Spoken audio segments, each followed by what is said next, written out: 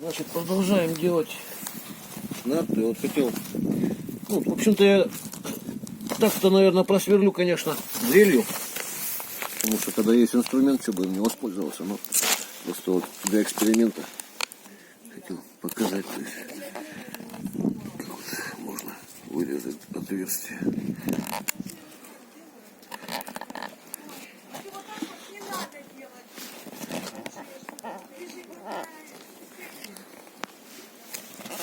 Вот якутский нож для этого и подходит, что у него геометрия такая, что он прямо, то есть его не сверлит, а режет как бы.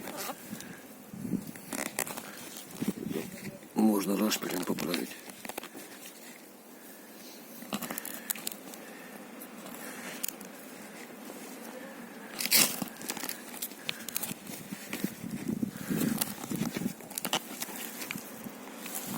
В реальном времени все. Не буду никаких пауз. Будет долго, бог с ним.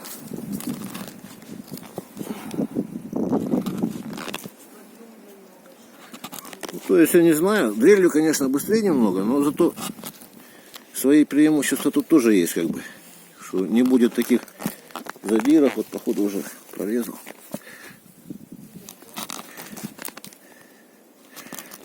Ну и что больше перевернуть, вот оно. Все аккуратненько было.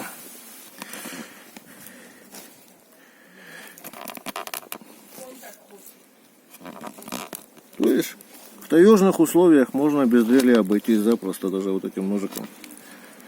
Построить себе и лодку, и нарты, и дельтаплан.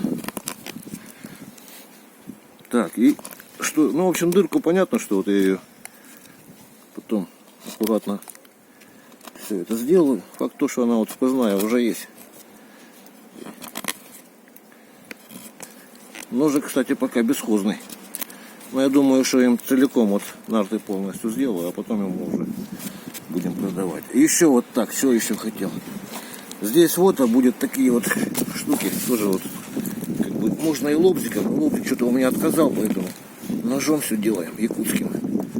Да и, наверное, не намного-то оно и дольше будет.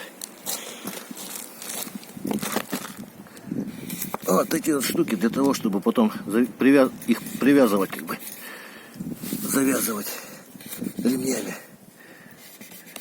Вот, и по осени мне свежая лосиная шкура понадобится. В общем,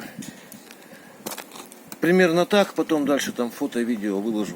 Всего доброго, до свидания. Вот таких вот надо с 4 сторон вот так вот сделать.